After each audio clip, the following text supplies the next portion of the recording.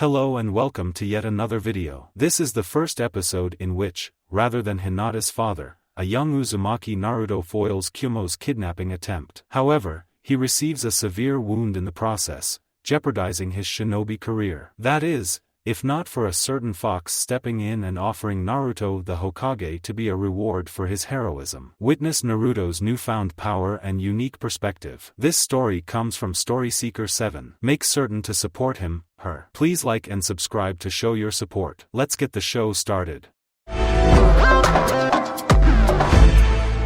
Konoha, Ali's the man landed in the alleyway.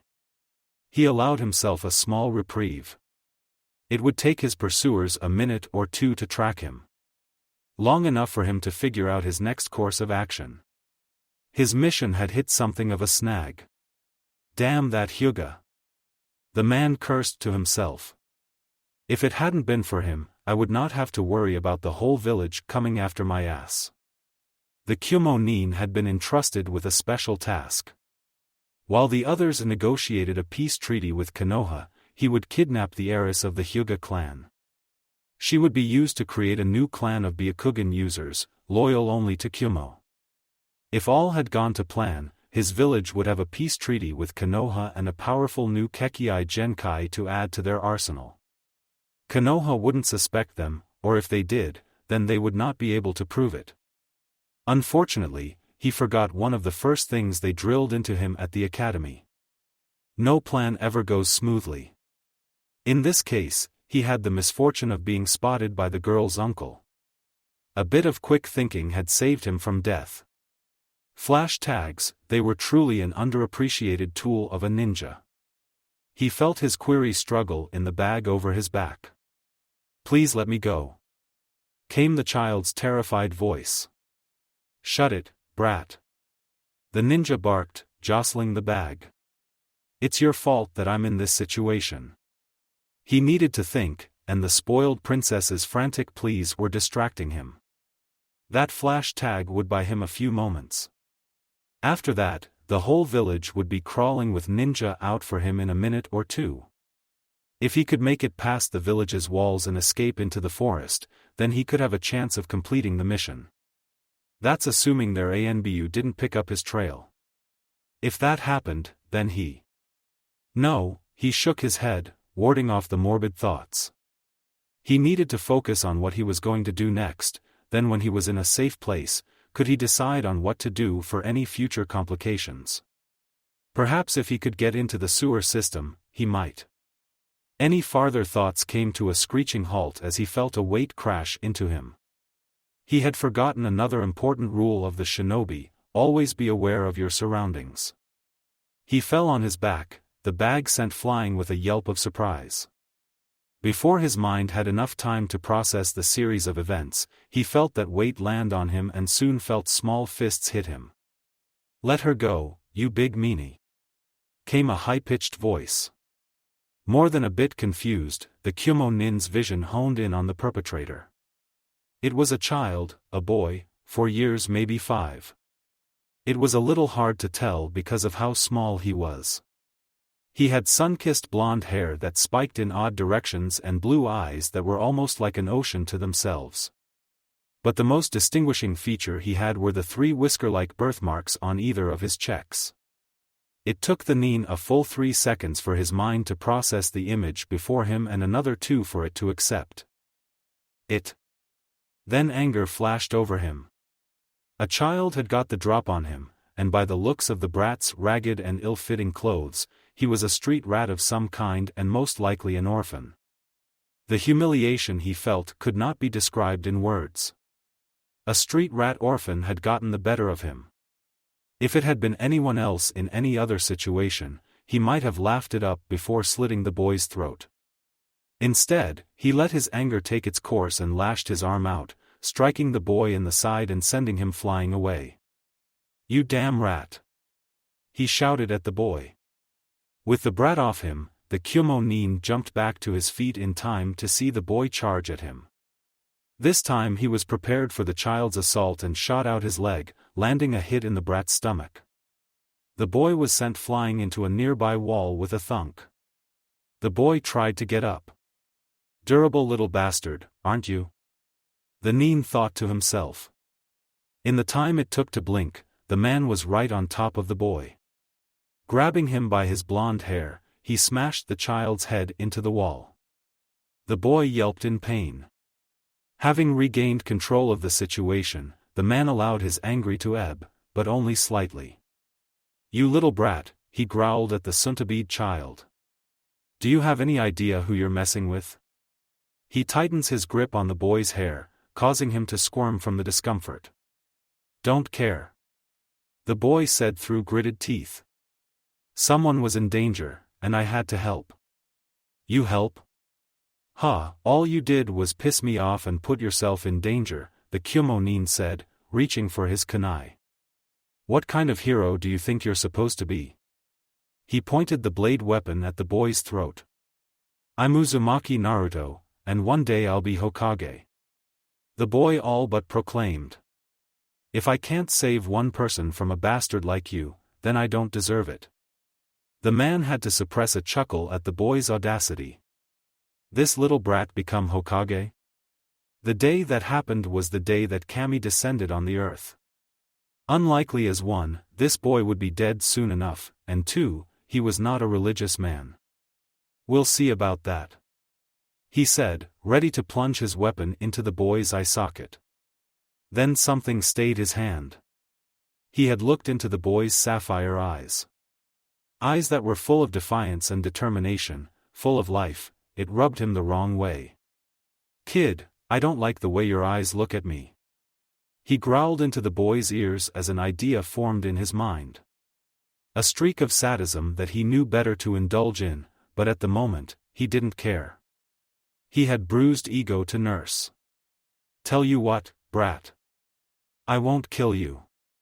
He held his kunai to the boy's cheek and applied enough pressure to draw a prickle of blood. In exchange, I'll teach you a lesson in respecting your betters. He moves the small-bladed weapon to the eyes. And I think I'll start with those disrespectful eyes of yours. Then with a twisted laugh, he dug the tip of the kunai into the corner of the boy's eyes, inciting a pained scream from the young child. The sound was a catharsis for the stressed shinobi, one that he would enjoy for the next minute and a half as he continued to gouge out the boy's eyes. He lowered his kunai to admire his handiwork. Once there were deep blue eyes that could have put the sky to shame, there were now two bloody and empty sockets. The eyeballs now laid on the ground. With a swift motion, he stomped on them, ending any hope for them to be reattached to their owner. The boy was panting heavily and looked to be on the verge of the unconscious. Now, do you understand, boy? He said, his voice calmer than it was before. You could never beat me. Think about that as you bleed out here. He was about to drop the child when he heard him mumble something. What was that, brat? More mumbling, this time a bit louder. Speak clearly, boy. Not beat. The child forced out. Just keep busy. Then he went limp. In the few seconds he had consciousness, the Kumo nin realized a third rule he had forgotten. Distractions killed. He felt a jab in the back of his neck, and darkness claimed him. Hayashi silently watched as the Kumo nin slept over and gently caught the prone body of one Uzumaki Naruto.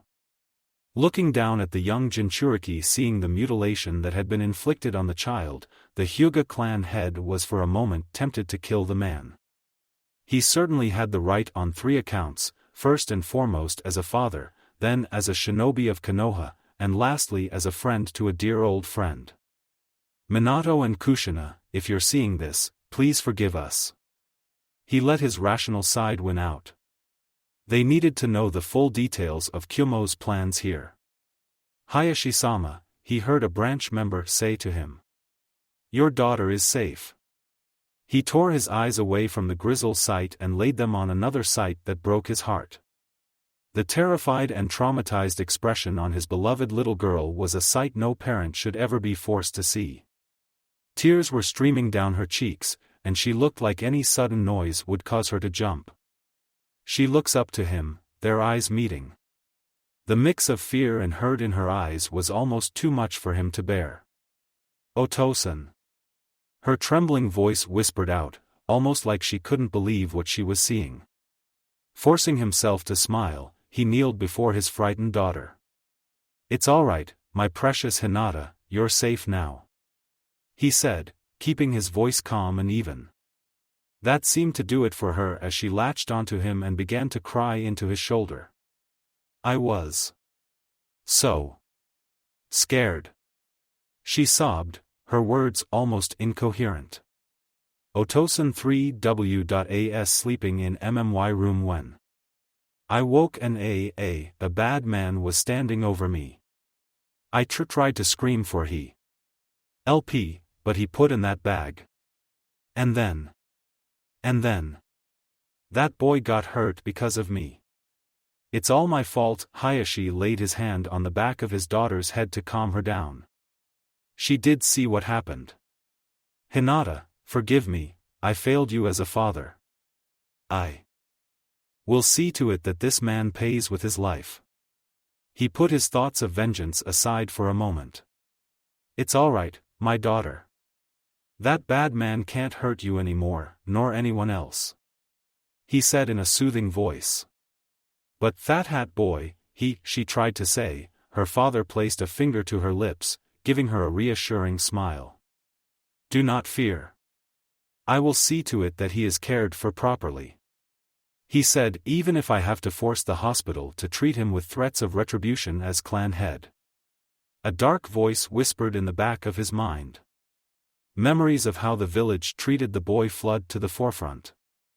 "Minato, if you had foreseen how the village would treat your son, would you have given your life to save it?" He looked back at the unconscious form of the young Jinchuriki. A second branch member that had accompanied him was tending to the boy. Beyond the grievous injuries around his eyes, other details concerned him. His clothes were dirty and tattered, and looked to have a better place in the trash. Beneath them, he could see his malnourished form, and for some time if he wasn't mistaken. How long has he been like this? Have the caretakers at then orphanage neglected him or even abused him? Or perhaps have they simply thrown him out to the streets? He would have to inform Hokage-sama of this.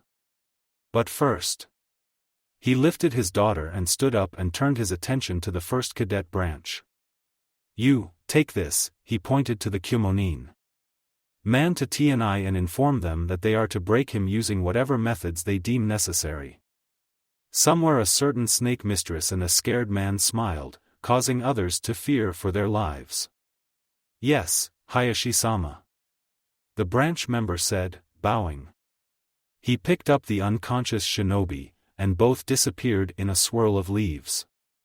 Hayashi then turned to face the other that came with him. "How is the boy?" he asked. The branch member did not take her eyes off the boy. "At the moment, he is stable, but for how long, I do not know," she said. "I would recommend that he be taken to the hospital to make sure he stays that way." Hayashi nods at the woman's recommendation. "I will see to that personally," he said. "And much more," he silently added. It was high time that he did something about the son of his best friend. The Sandame's orders be damned. "I want you to take my daughter back to the clan compound and report to the elders. After that, inform the Sandame of what's happened here," he ordered the branch member. The woman rose and bowed to him, saying, "Yes, Hayashi-sama, I will." She was cut off by the sound of Hinata's voice. "No." The Hyuga clan head stared at his daughter, surprised at the volume of her voice. "PL, please let me come with you." He was about to say no to her request when his eyes met hers. He almost found himself gasping at seeing the determination he never witnessed in his soft-spoken daughter. Recollecting his thoughts, he concluded that the girl would not take no as an answer. Truly, she was her mother. He nods to the girl giving up on the argument before it could begin. "Very well," he said, turning his attention back to the branch member. In that case, return to the compound and inform the elders that Hinata has been found and is safe with me.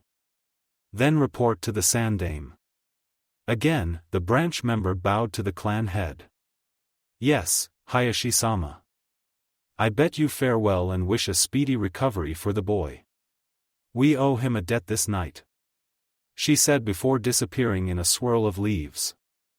That we do, he said to no one in particular. And much more.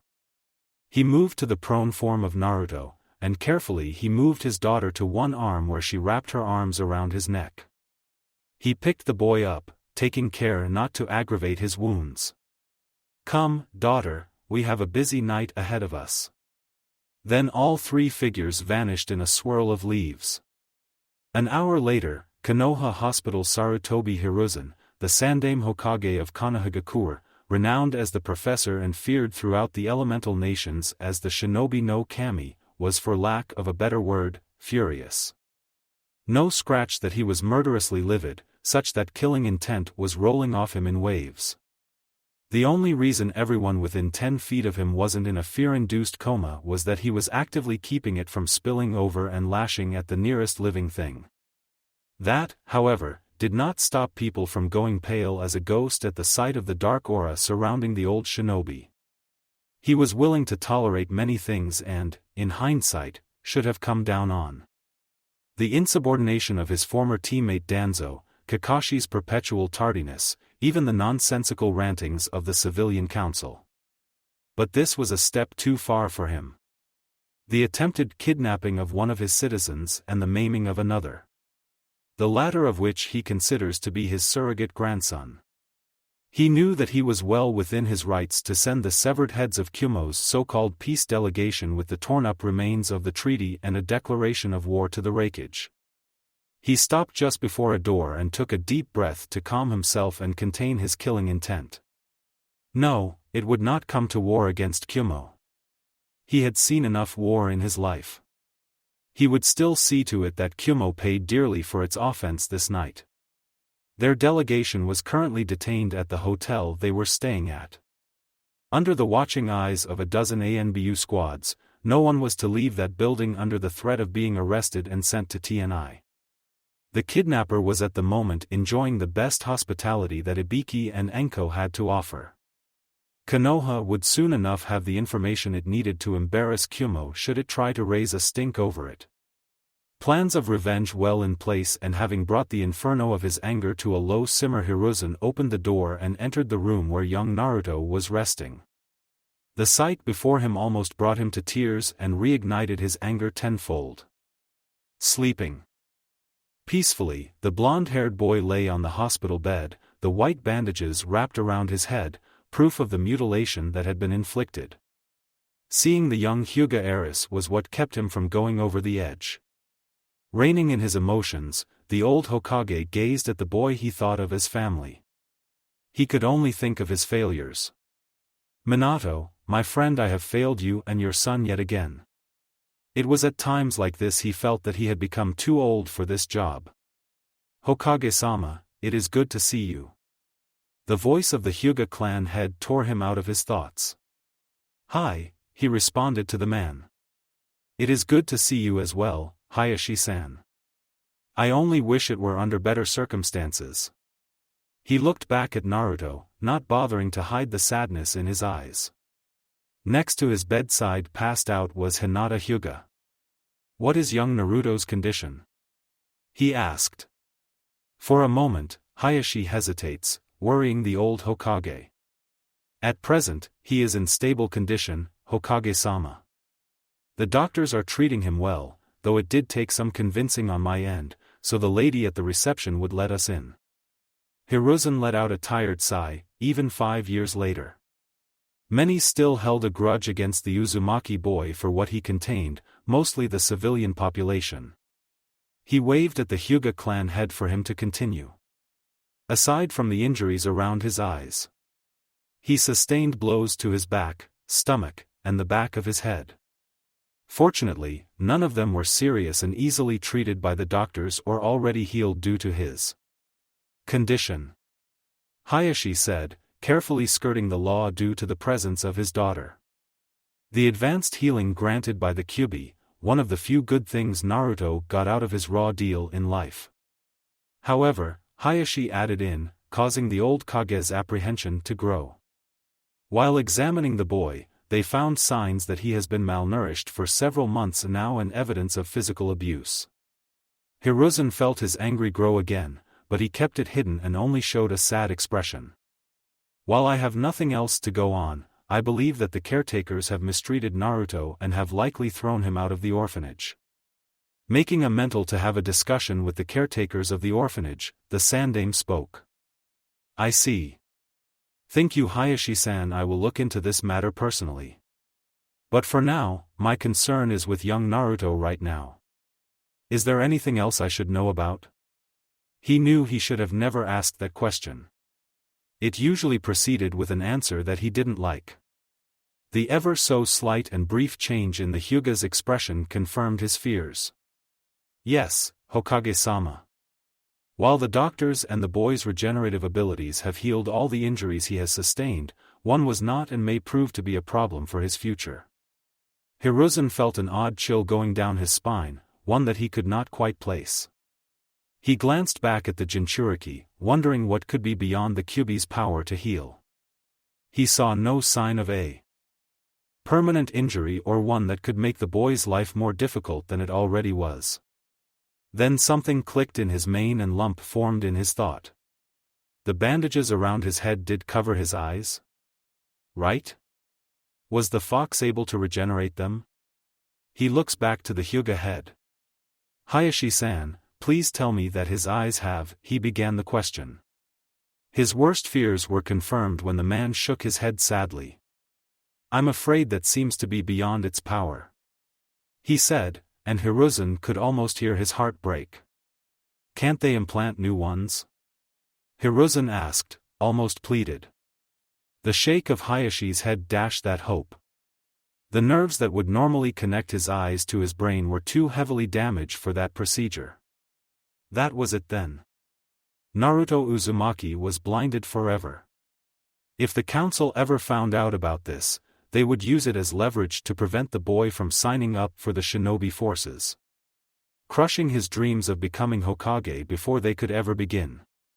No. I must not think like that. There has to be a way. The Hokage thought, steeling himself like he would before a battle in his prime. His old but still sharp mind raced with all the possible actions he could take to help his surrogate grandson. One slim but possible alternative came to mind, one of his wayward students. If we could get Tsunade back in the village, she might be able to help Naruto. He expressed his idea. He saw the Hyuga clan head rubbed his chin, mulling over the idea. She is considered to be the greatest medic nin ever to live. He said a statement that Hiruzen took with pride. But are you certain that she would be able to help the boy? After all, we are not just discussing healing scrape or even a broken bone but restoring the eyes of a person. Hiruzen knew that Hayashi had a point. Tsunade was lauded as a medical genius of unparalleled ability who practically reinvented the healing arts, but even this could be beyond her. But if anyone could do it, it would be her. It may be Naruto's only chance, Hiruzen spoke with full confidence. I'll get in contact with Jiraiya and see if he can't. Whatever else they had to plan would have to come later. One moment the atmosphere of the room was normal, a bit tense but nothing out of the ordinary, then the next, the two shinobi felt a chakra spike. One that was all too familiar to them. Fear gripping his heart, the old shinobi whirled to face the bed of Naruto. What he saw almost caused his heart to stop. Red malevolent chakra emanated from the boy. Only being a few feet away, he and Hayashi could feel the primal nature of the energy. Next to the bed, he saw Hinata wake up with a start and look on at Naruto with surprise and fear. From the corner of his eye, he saw Hayashi rush to his daughter and pick her up. Holding the girl protectively, he moved to the far side of the room. At this moment, the Sandaime Hokage had feared that the seal was on the verge of breaking. That he and the two Hyugas in the Room would see firsthand the return of the monster that nearly destroyed the village 5 years ago before dying. This time there would be no way of stopping it. His fear quickly turned to confusion as he saw the dark churka moved upwards and concentrated around the boy's head. In particular, the place where his eyes used to be. This lasted for several seconds before the chakra dissipated, and the room was calm. Hiruzen did not let his guard down. What was that? He heard Hayashi say in a barely audible tone. I think we're about to get an answer. He said, seeing Naruto stir in his bed. He saw the boy look around the room, or at least try to. The confusion on the child's face as he turned his head from side to side in a vain attempt to see the room over was enough to bring the olden Hokage out of his pensive state and allowed his grief to take over.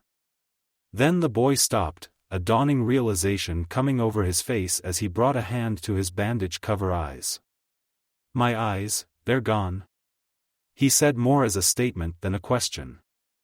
Hiruzen could not help it anymore. Naruto-kun. He said before he could stop himself. He saw Naruto flinch at the sound of his voice. Again, he looked around, trying to find him in a room he could not see. Gigi? Is that you? The young boy asked, his voice sounding timider than he ever heard before. Yes, it's me, my boy. He said, trying to keep his emotions in check.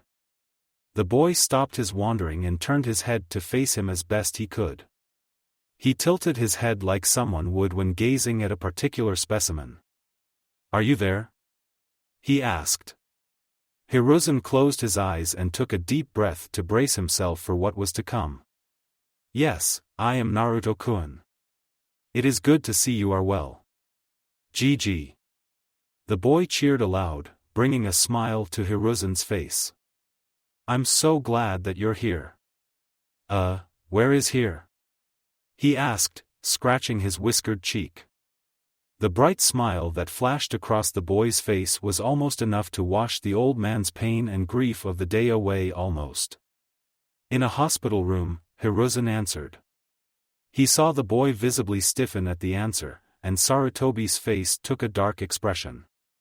What kind of encounter did he have here to incite a reaction like that? Don't worry, young Naruto. Hayashi assures me that you have been treated well by the doctors. He tried to calm the child. Questions would have to come later. Naruto relaxed at the old man's reassurance. Then a questioning look appeared on his facial features. Hayashi?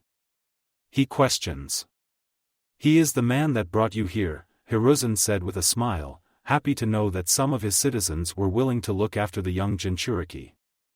Still holding his daughter, Hiruzen saw Hayashi step into his peripheral vision.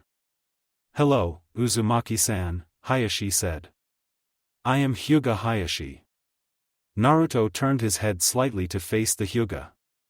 It seems the boy was quickly adapting to his blinded state. You were the one that brought me here? He asks, an edge of nervousness in his voice. Indeed, I was, Hayashi responded. Once I had dealt with the kidnapper, I brought you here to have your injuries treated. I even made sure personally that the doctors treated you well. He explained. Really? You did that for me? Naruto asked, the disbelief both clear and heartbreaking. Glancing at the Hyuga patriarch, Hiruzen saw a small but sad smile on the man's face. Indeed, I did. It was the least that I could do after what you did for my daughter. He explained. Your daughter? Naruto asked, a bit confused. Oh! He exclaimed, his expression brightening up. That really pretty girl that man was taking? He commented offhand. Hiruzen had to bit back his chuckle at the boy's comment on the Hyuga heiress. That chuckle turned into a full laugh at the "ep" the girl's voice made. Looking at her, he saw that her face was about as red as a tomato. Hayashi's smile had become more genuine. Yes, the pretty girl. He said with a bit of mirth in his voice. Why don't you introduce yourself, Hinata? What? I'm. Hinata stuttered out. The poor thing looked about ready to faint. I'm Hyuga Hinata. It's nice to meet you and Naneru. Uzumaki-san. She managed to say. Naruto's smile grew wider. Hinata, you have a pretty name. He said. I'm glad you're okay. Hiruzen could almost see the steam coming off the girl as she tried to process the boy's comment. Better move this along before the poor girl's higher functions shut down. He must to himself. She is fine, Naruto. A bit frightened, but all right. Thanks to you. He said, congratulating the boy. Naruto faced the Hokage. I'm glad she's all right. He said. Leave it to Naruto to be more concerned with the well-being of others than his own. He truly is your son Minato and Kushina. You would be so proud of him right now. Sarutobi thought to himself. Though I am sorry to say that you have paid a high price for saving her. He said sadly. Naruto gave him a questioning look before he realized what the old man was referring to. He brought his hand back to his bandaged head. That's right, my eyes. He said softly. I'm sorry to say that the doctors will not be able to restore your eyes, Hiruzen said. Nor will they be able to implant new ones. Naruto still maintained a small but sad smile. It's okay, Gigi. I already knew. But I think it's worth it. So as long as Hinata is safe. It still wasn't comfort for Hiruzen's tired soul. Not to worry, Naruto. I have an old student who may wait. He said. His mind went back to a part of Naruto's statement. You said you already knew? How? He asks. The blonde-haired boy scratched the back of his head, laughing nervously. You caught that, huh? He said. Hiruzen had the sudden urge to get a bottle of aspirin. Let's just say while I was out, I had an encounter of the foxy kind. Hiruzen felt his eyes narrow at the not-so-subtle clue. Next to him, he saw Hayashi put Hinata down. Hinata, could you please step outside for a bit? The Hokage and I need to talk to Uzumaki-san in private. He told the girl, who hesitantly glanced at her father, then at Naruto. Finally her eyes settled on Sarutobi. The old man nodded his head at the girl, thankful he would not have to explain some awkward subjects. Go on ahead, young Hinata. We'll call you back in when we're finished. He said. The girl nodded at him and looked back at her father. Okay, Otosan. She said quietly. Then she turned to face Naruto and bowed. Goodbye, Uzumaki-san. She walked across the room and, with an opening and shutting of the door, was gone. As soon as the door was shut, Hiruzen walked to the wall opposite of Naruto and placed his hand on it. Channeling his chakra, he activated the hidden silencing seals. During the hospital's construction, he had ordered these seals placed in every room if he or other ranking officials in the Shinobi Corporation needed to hear in private the reports of returning wounded shinobi. Turning around, he faced the young Jinchuriki. Explain. He ordered. For a moment, Naruto was silent as he gathered his thoughts. It began not long after I blacked out. Unknown Naruto woke up still feeling the stinging pain around his eyes. The first thing he noticed was that he was wet, very wet. He sat up and looked around, seeing that he was in some kind of sewer. He didn't recognize it as anything that Konoha had, or at least not what he had explored of it. Could it be an older section he hadn't explored yet? Just great, the team threw me down into the sewers. He thought, getting up and began to walk down the strange sewer tunnel. He turned his head around, trying to get a good look at the place and trying to figure out where he was. I have to get out of here and tell Gigi about the bad man. If he was fast enough, there might still be time to save that pretty girl he saw just before the bad man tore his eyes out.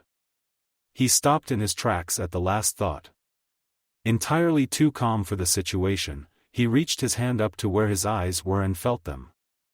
They were still there and intact. He could see. But that was impossible, right? That man had used that sharp knife thing to cut them out. He even still felt the lingering pain around them. So, shouldn't the only thing he sees be pitch-black darkness like he would when he slept? Should he be feeling empty holes where his eyes are and the blood around them? This is strange. He thought, surprised at how calm he was about the oddness of his situation. What's happening here? He asked aloud, knowing that no one was around to hear him. Where am I? He wasn't as alone as he thought he was. I can answer your questions, young jailer. The voice was deep and resonated with power, yet at the same time, it held a certain calmness to it. No, calm wasn't the word for it, more like it had an underline of grief. Who was that? He asked the voice, looking around, seeing no one that it could have come from. Who are you? Where are you? He asked, feeling a small amount of panic building up. This whole scenario was getting weirder and weirder by the second. A mysterious disembodied voice in the middle of a sewer system that Naruto had no idea of? Yeah, that sounded like a wonderful place to be at. Just follow the sound of my voice. The voice spoke again. Naruto took a hesitant step forward, then stopped. Was it a good idea to do as it said? He may not be the brightest candlestick, but even Naruto knows better than to do as a stranger said. Given that he couldn't even see the stranger in question, and this may all be in his head, Naruto was understandably suspicious about it. Do not be afraid, boy, I will not hurt you. You have my word. The voice tried to reassure him. Naruto thought about it for a second or two and concluded that he had nothing else to do given the circumstances. All right, I'm coming. He responded. But if you break your word, I'll whoop your ass, believe it. He shouted as loud as his lungs could allow him. Ha ha ha, then for my sake, I better keep my word. The voice said, sounding more amused than threatened. His cheeks lighting up in embarrassment at the thought that this stranger wasn't taking him seriously, Naruto began to walk down the tunnel following where the voice was coming from. I'll show him not to take me seriously. He thought to himself, unaware that his thoughts were not as private as he would like them to be. He wandered about the water-covered tunnel for what seemed like hours until up ahead, he saw something strange. At what he guessed to be the end of the sewer tunnel was a set of caged doors. They were huge. Bigger than the gates at the front of the village. The space between the bars was big enough for him to walk past with no trouble. He didn't know why, but something told him they weren't meant for someone like him. The question was who or what was it meant for? Getting closer to the gates, he saw that up in the center where the two doors would meet was a slip of paper that read, "Seal." What is this thing? He wondered aloud, peering into the darkness behind the gates. He could see nothing but what appeared to be the thin outline of something. Something really big. So, the jailer finally decides to visit the prisoner. The voice spoke. Now that he was close enough, Naruto could tell it was coming from behind the barred cage. Jailer? Prisoner? What are you talking about? Who are you? Naruto asked as the confusion set in again. He heard the voice chuckle. Ah, I seem to have gotten ahead of myself. It spoke. Naruto saw the outline begin to move. Slowly the light began to reveal the figure behind the caged doors. Allow me to introduce myself. His eyes widened in both fear and surprise as he gazed at the figure before him. Its 9 tails swaying behind it, conveying a sense of amusement, and its orange fur glistening with power, unlike anything Naruto had seen. The fox-like creature held a toothy smile that would have even sent a chill down the devil's spine. Hello Uzumaki Naruto, I am the Kyubi no Yoko. Spoke the demon fox that had attacked the village years ago. Processing. Processing. Processing. KKKKEKK Ububi. Kyubi. For the first time in his life, Naruto had stuttered, his shaking finger pointing at the giant fox in question. The fox's smile widens, causing the young boy to take a step back. Boo! Naruto would never admit to screaming like a girl even unto his dying breath as he jumped and fell onto his back. The landing sending water everywhere and soaking him. Ha ha ha ha ha. The fox reared its head back in a boisterous laugh. Oh, you're a ha too easy kid, ha ha ha. It said in between laughs. Naruto's cheeks flushed in embarrassment, his anger for the moment quelling his fear. He jumps to his feet and points an accusatory finger at the laughing fox. Oi! That wasn't funny, asshole. He screeches at the fox, who stops and looks at the sheathing child. Then he began to laugh some more. Yes haha it is. Waha why do yo haha you think I'm ha laugh aha ing for? Naruto swore a vein in him was bulging. The fox's loud laughter went on for several minutes before it got control of itself. You done? Naruto asked through gritted teeth. For the time being.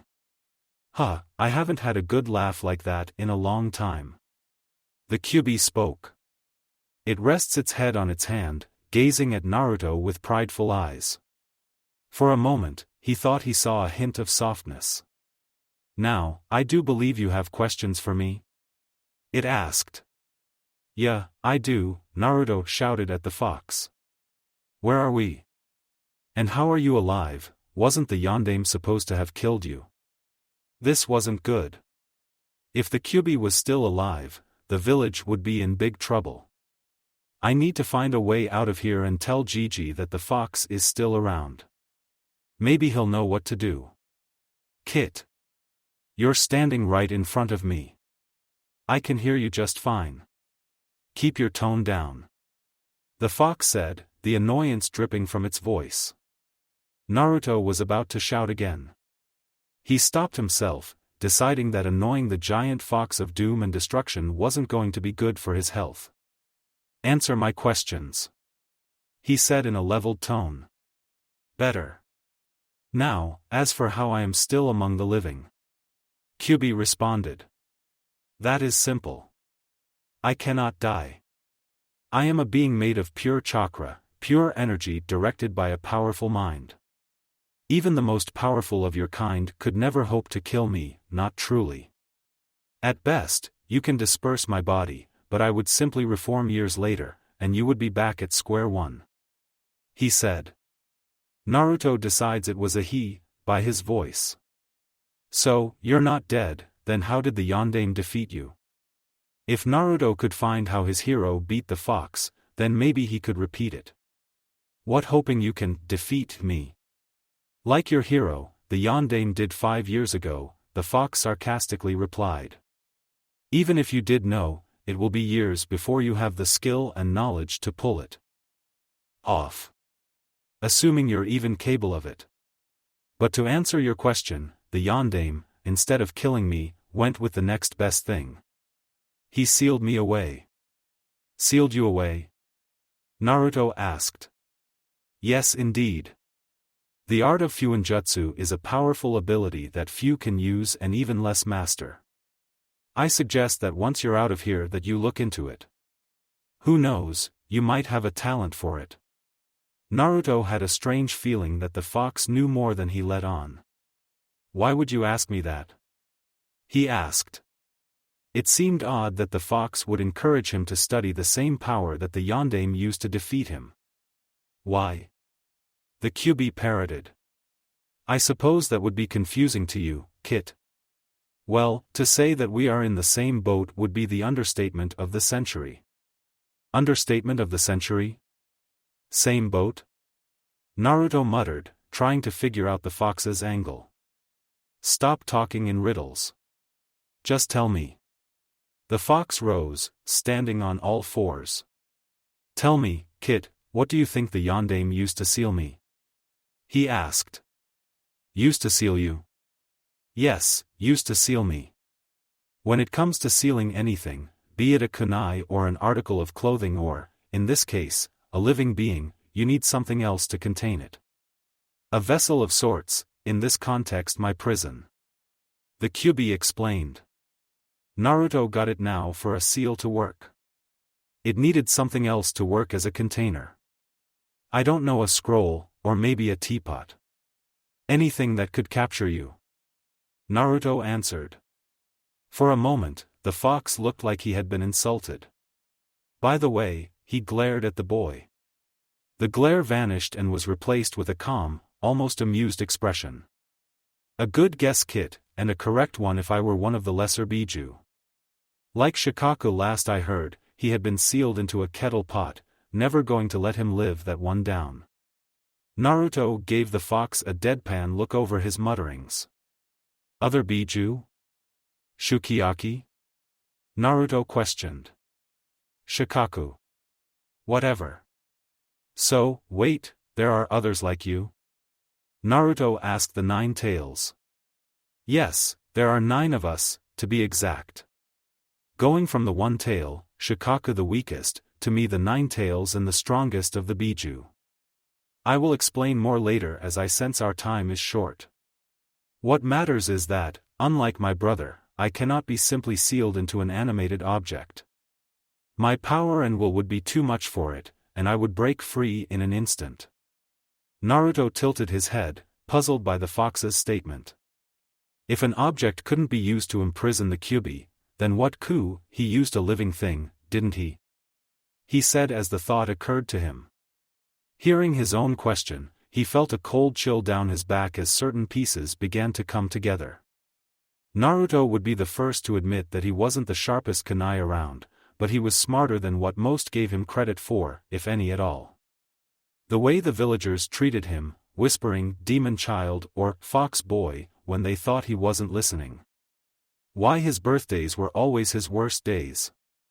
How Gigi always seemed to avoid his questions on why the villagers treated him badly. The fox smiled at him like a parent would to their child for achieving something noteworthy, something Naruto did not know how to feel about. Correct, boy. What's more, he could not use an animal since they would not have the will to keep me at bay. The vessel had to be a human, ideally a newborn baby, as their chakra networks would still be forming and could adapt to the strain of the sealing. Naruto felt his knees start to shake. It was me, wasn't it? I was that baby. He said quietly, not sure if the fox could hear him or not. He did. Yes, you are my container. My prison. Naruto fell to his knees. I am a monster. It's like everyone said I'm a demon child. I killed all of those people 5 years ago. The child muttered out, his voice quivering as tears streamed from his eyes. It was no wonder that the whole village hated him. He was the Kyubi in human form. Gigi must hate him too. The shell-shocked blonde did not get far in his self-loathing. The fox pounds a fist into the watery floor, sending a shockwave out that almost blew Naruto away. Recovering from the blast, the boy looks up at the seething fox, shock and fear battling it out for dominance. Uzumaki Naruto. If your Okayasan heard you right now, she would whoop your ass for such stupidity. He said in a low growl that caused the water to ripple. To say and believe that is an insult to you and me and degrades the sacrifice that your yondaime made to save your worthless village. Now tell me, Kit, do I look like a scrawny snot-nosed brat to you? Naruto shook his head, not registering the insult thrown at him. Now, do you look like a giant fuck murdering 9-tailed fox? Again, Naruto shook his head. Good boy, you do have a brain in that thick head of yours. Naruto frowned at the fox's insult. Hey, who are you calling brainless, you overgrown fuzzball? He hotly shouted at said fuzzball. That's the spirit, Kit. I don't need you going emo on me like a certain group of people with an eye infection. Elsewhere, all the residents at the Uchiha compound sneezed, except for one. Is something going around? He asked back to Naruto and the fox. You are not me, and I am not you, Kyubi said, starting to calmer than before. Got that, Kit? Naruto nodded his head. Yeah, I think I do. Good, glad to know my vessel isn't a complete moron. Watch it, fuzzball. Humph, the fox snorted. Any other questions before we move on? Yeah, Naruto replied, looking around the sewer. If you're supposed to be inside of me, then what is this place, and why am I here? Last I checked, I didn't have a sewer inside of me. He asked. Simple, we're in your mindscape. The Kyuubi said. Mindscape? What's that? Simply put, we are in your mind. Here we can converse as we are doing now. There are other uses for it that I will tell you about them later. Okay. I'm not sure if I follow. But if this is my mind, then why does it look like a sewer? Naruto asked, taking another look around at the admittedly boring scenery. He was expecting the inside of his mind to look a bit more awesome than what he was seeing. And how did I get here? I have a few ideas, but that will have to wait. Though I can tell you that you can change it once you know how to. Wouldn't mind a change of scenery. As for how you got here, I was able to pull your consciousness here after you black out from the pain of your eyes being torn out by that Kumo nin. Naruto shot back up to his feet. That girl! He shouts, realizing he had completely forgotten the events in the Ally. I have to get out of here. She could still be in trouble. He frantically looks for any sign of an exit. Calm down, Kit. The girl is safe. Right after you lost consciousness, I sensed someone else deal with the kidnapper. Kyuubi said. Naruto let a breath of relief at hearing that the girl with the pretty eyes was safe. That's nice to hear. He said, plopping down into the water. So, you said that you brought me here? Why? I have two main reasons, replied the fox. First, I had wished to meet my jailer in person. If we are stuck together, we might as well get to know each other, so we don't end up wanting to tear out each other's throats out. Naruto nodded his head to show he understood the fox's reasoning before shifting his position into a sitting one with his legs crossed. Now that he thought about it, he was surprised that the Kyuubi, the monster that attacked his village, a being that killed hundreds if not thousands of innocent lives. A creature that supposedly could level mountains with a single swipe of one of its 9 tails was acting so cordial. Hearing the stories of the fox from the village had built up an image of a snarling beast that craved only carnage and destruction, an embodiment of death. What he saw here was nothing of such. If anything, he seemed calmer than Gigi. For a moment, he wonders if what he knew of the attack 5 years ago was the full story. My second reason is to discuss what we are going to do about your newly acquired blinded stat. For a moment, the blonde was puzzled by the Kyuubi's statement. Then his mind went back to his most recent memories. My eyes. He mutters, his hand instinctively reaching for his eyes. How could he have forgotten that? Without them, it's going to be hard becoming a shinobi? Right? He saw that Kyuubi nod his head. Correct, Kit. In normal circumstances, it would be hard enough to join the ranks of the shinobi. He began to explain. Difficult but not impossible. However, given your status as my container, certain people may use this to stop you. The villagers, Naruto said, his head downcast, realizing his dreams may be impossible now. Do not fret, Kit. I may have a solution to your problem if you're willing to hear me out.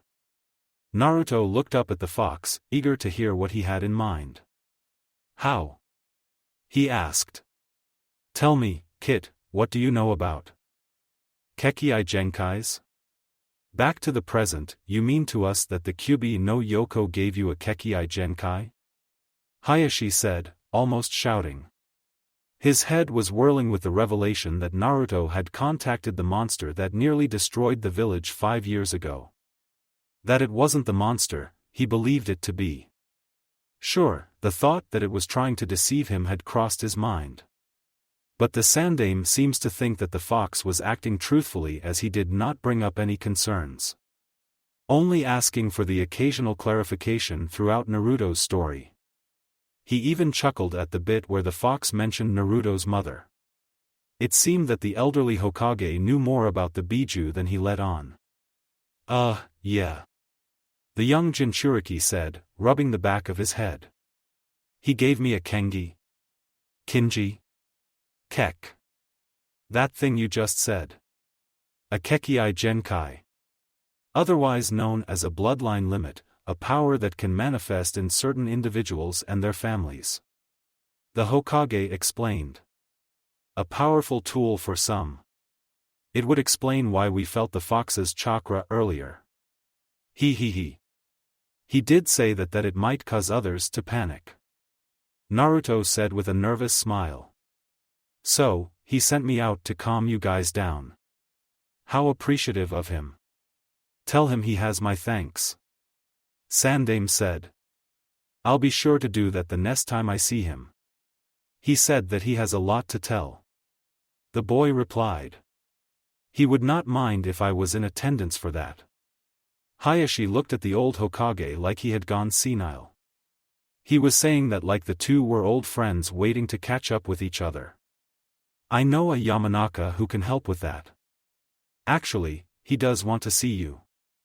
The blonde-haired child said. He said something about wanting to have words with you about my living conditions and that a certain redhead was probably waiting for you in the afterlife. Whatever that means. For the first in a long time, Hayashi saw the Sandaime Hokage, the Shinobi no Kami visibly shiver. He could not fault him. An angry Kushina was one thing that scared him more than the Kyubi, and one that parental fury on her side would make Maki look like paradise. I look forward to it. He heard the man say. Hayashi turned his head to face the child sitting in the bed. So, tell us, Uzumaki-san, what power did the fox give you? He asked, changing the subject. A fox-like grin crossed Naruto's lips, and for a second, he could swear he saw a small hint of maliciousness in it. Instead of telling about, I show you. 1 hour later, interrogation room in TNI Center, he had failed. It was the only way to describe his current situation. Even if his comrades were to come to his rescue, it would only be so that Hokage would execute him for his failure. His captors brought him into a room and forced him onto a wall where they chained his hands. He was facing the far end of the room. He did not doubt that the wall was a one-way window and had present he was being watched. What more could they want? They already have everything I know. Another mark of his shame, when the interrogators came, he was prepared for whatever inhumane methods they had to force his lips. Even the Konoha, known for its peace-loving ways, knew when to get its hands dirty. Looking to the past 3 great shinobi wars was evidence enough of that. He was ready to die screaming, taking his secrets to his grave, the hope he had to carry some form of respect in his village. He broke in less than 10 minutes, and the scarred man that was his interrogator never even touched him. His shame was complete, and now he only had one of 2 possibilities to look forward to.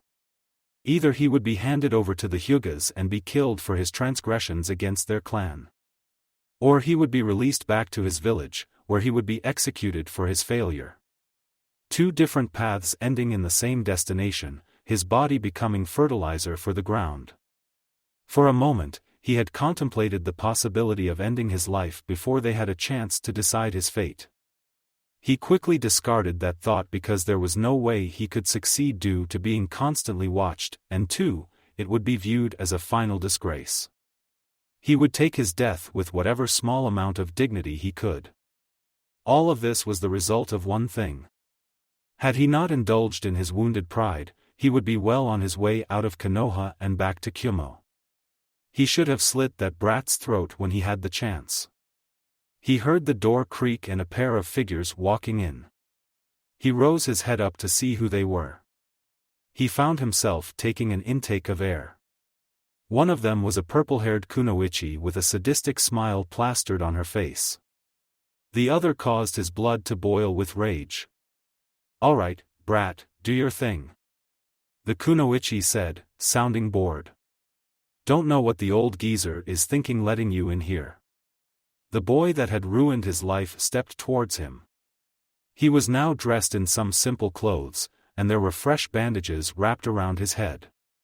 Nonetheless, he still recognized the boy that he mutilated. Every fiber in his being wanted to lunge at the child and tear his head off. To hear his screams for mercy as he died. The former nin controlled himself, realizing what he was seeing was an elaborate genjutsu meant to torment him. He had to admit it was a nicely thought out one, forcing him to see his victim haunt his guilty conscience or get a rise out of him. Too bad for them, he saw right through their trick. You took my eyes from me. The boy thing said, his voice sounding eerily calm for a child that had been tortured only a few hours ago. Yeah, so what of it? The Kumo nin said, deciding to humor the leaf bastards. What are you going to do about it? He said, mocking the image in front of him. Get even with me by taking my eyes? What the illusionary boy did next caused him to shiver in fright. He smiled. There's an idea. He said, raising his hand to the man's face. He gave the child a questioning look. What were these leaf nin playing at? What are yo? His voice trailed off as he felt a strange sensation behind his eyes. An odd pressure one usually felt when they sneezed, only this time it was continuous and building up. What are you? He said before pressure turned to an aching then into pain.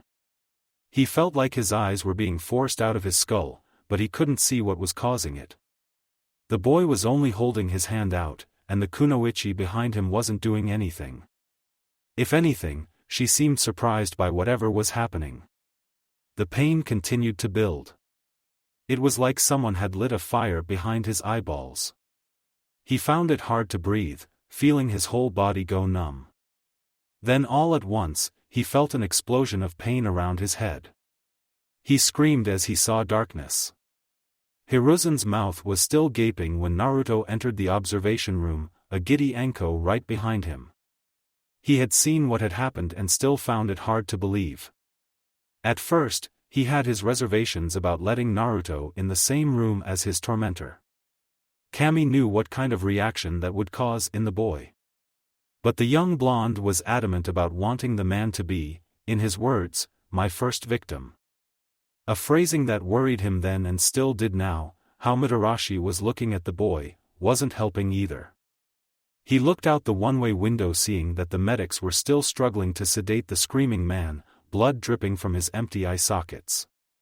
He looked back to Naruto, his gaze settling on the pair of green eyes floating in front of him, hovering just in front of where his eyes used to be.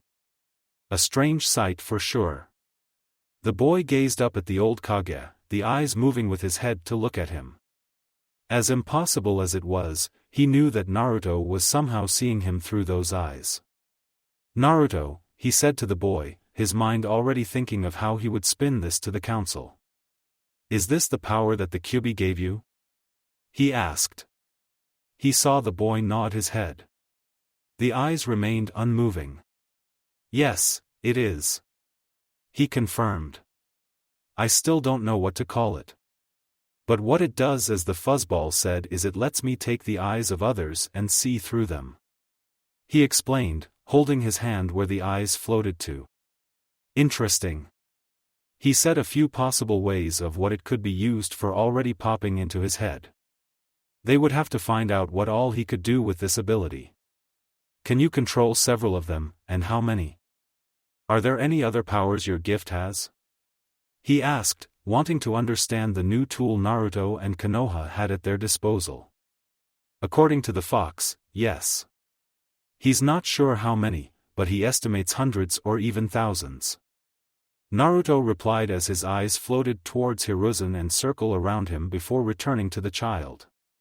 Any other abilities, he says, I'll have to discover for myself.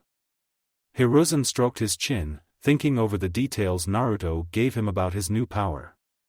Judging by what he could see right now, the eyes just floated in the air, somehow transmitting what they see directly to the user's brain. He speculated that thin chakra strings were somehow involved. Farther, he could see that Naruto could freely move the eyes around as he was doing now. Depending on how far they could go away from him, they would be invaluable in a reconnaissance role. Imagine being able to scout out an enemy encampment or the home of a target. After all, no one had a reason to look for floating eyeballs. Even then, they could be hidden in any number of places. Then there was the question of if he could see through several eyes at once. If so, how many at a time? Could he train to see through more? Could he use the Byakugan or the Sharingan if he somehow came into possession of them? How would he acquire more eyes? Many questions formed into the old shinobi's mind just as they would whenever he came across a new Kekkei Genkai like this one. A power like this one had many possibilities, and he was certain that Naruto was eager to explore them all. But for now, Hiruzen turned his attention back to Naruto chatting with Anko and Ibiki. Despite the boy's energy, it was clear that the boy was tired. "Come, Naruto-kun," he said, taking a grandfatherly tone with the blonde-haired child. "I think it is time that you got some rest. We can learn more about your powers tomorrow." He held his hand to the boy who took it. The pair walked out of the room, a couple of ANBU guards closely shadowing them. "Where are we going, Gigi?" Naruto asked, his head turned towards him. Hiruzen smiled at a memory just before they left the hospital. "Hayashi-san has offered to stay at his home for the night as thanks for what you did," he said. He suspected that the clan head had more that he wanted to talk about in private. He even had an idea of what it might be. "Really?"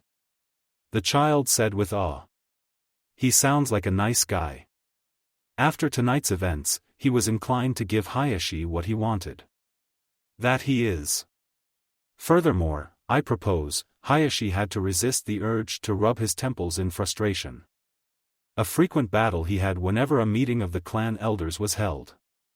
Several times a week at minimum. He looked to his twin, who gave him a well-hidden sympathetic glance.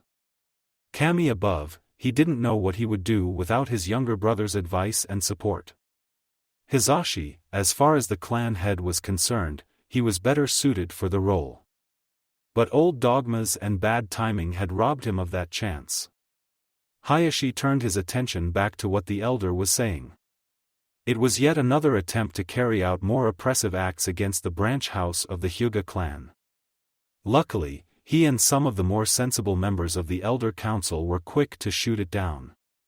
The elder sat back down, grumbling something about being too lenient with the branch family. Hayashi stood up to address the assembled council. "Are there any other proposals that members of this esteemed council would like to bring forth?" he asked, hoping to bring to a swift end the tiring meeting. He gazed around the chamber, seeing that none of the elders were going to say anything. "Then, in that case, we shall call an end to this gathering of the Hyuga clan council," he announced, eager to be done the day's proceedings. "Brother."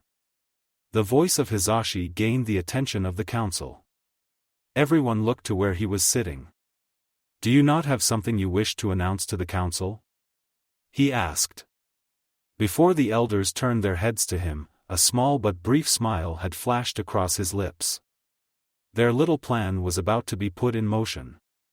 "Thank you, dear brother, for reminding me. You have an announcement for us?" One of the elders spoke. "Why was this not brought to our attention sooner?" It had little bearing on what this meeting of the council had on its agenda. He explained. "It would have distracted us from the proceedings. As such, I thought it best to leave it be until the conclusion of the meeting." The elder nodded, accepting the explanation. "Very well, what is it you wish to tell us?" he asked. "In 3 weeks, our clan heiress Hyuga Hinata and our clan ward Uzumaki Naruto will be attending the Shinobi Academy." The atmosphere of the chamber noticeably became colder. "I can see why you would want our heiress to attend the academy," the elder said carefully. "Despite her shortcomings, she is a capable heiress and would show the village the strength of the main house family as Niji has shown the strength of the branch house." That we can accept, those shortcomings being that his daughter was considered to be too gentle and kind-hearted by several of the elders. However, Hayashi repressed a grimace at the man's tone. He knew that this would be the hardest part. Our young ward is another question. Are you certain he is ready? We can always let him continue his training here and enroll him in the final year of the academy. Even now, 2 years after the fact, some of the elders were still wary of Naruto. Not because they believed him to be the Kyuubi incarnate. That was a trapping that most of the civilian population fell into. Instead, they did not wish to deal with the stigma that came with housing the village pariah. Though that position was in question now. As word that the supposed demon child had saved the Hyuga era suffering severe injuries in the process, a fact that seemed to be validated when the clan took him in. While there were still many who held the child in contempt, there were now many who held him in a different light. Despite their reservations, the elders had agreed to take Naruto in as a clan ward. It would be a great dishonor to the whole clan if they did not repay their debt to the boy. It didn't hurt Hayashi's case that once Naruto established a new clan of wielders of a new and powerful Kekkai Genkai, that clan would have close ties to the Hyuga clan. Politics sometimes they were good for something. I am certain, Hayashi responded firmly. If he is to establish a new Uzumaki clan here Konoha as he wishes to do, then he will need the support of not just our clan but others as well.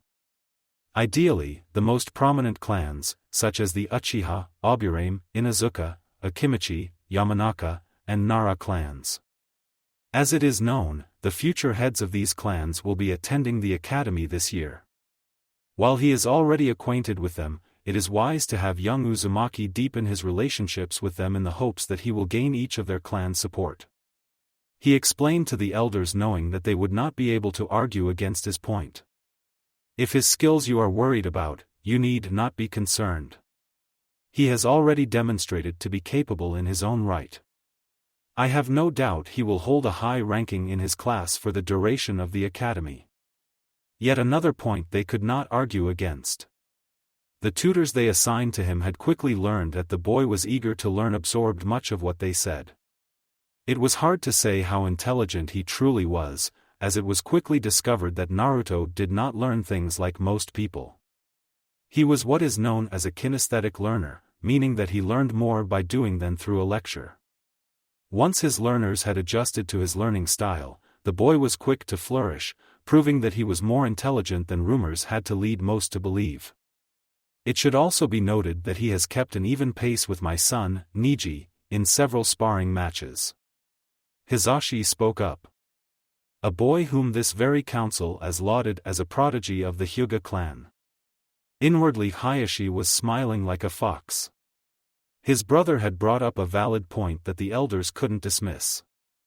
The elders looked to each holding a silent conversation and consensus. Very well, Hayashi. One of them spoke. We will allow this, but we expect the two to hold a high ranking in their class and they not bring shame to the Hyuga clan. He said harshly. Smiling, Hayashi respectfully bowed to the elders. I thank this council for its wisdom. I assure you my daughter and our clan ward will bring nothing but glory to the Hyuga name. He said. We expect nothing less. Furthermore, on the morning of their first day in the academy, we wish to address them. The elder requested, read, demanded. Of course, Hayashi said, lifting himself. If there are no more questions, then I call this meeting to an end. He dismissed the elders. Once the last of the elders left the chamber, sliding the door shut behind them, did Hayashi allow a tired sigh to escape. Dealing with the clan elders was always a tiring affair. A hand appeared in his line of vision.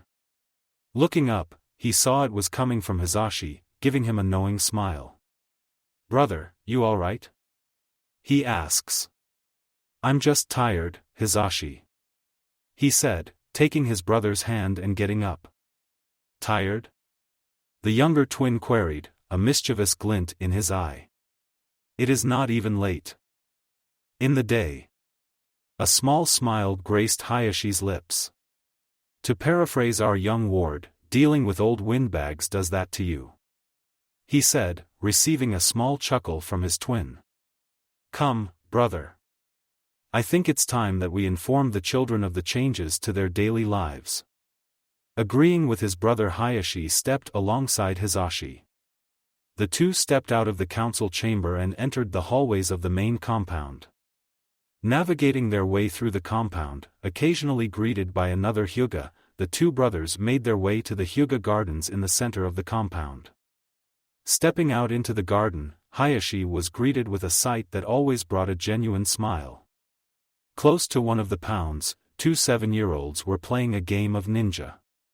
One was a girl with dark blue hair and pupilless lavender eyes, which distinguished her as a Hyuga, his daughter Hinata.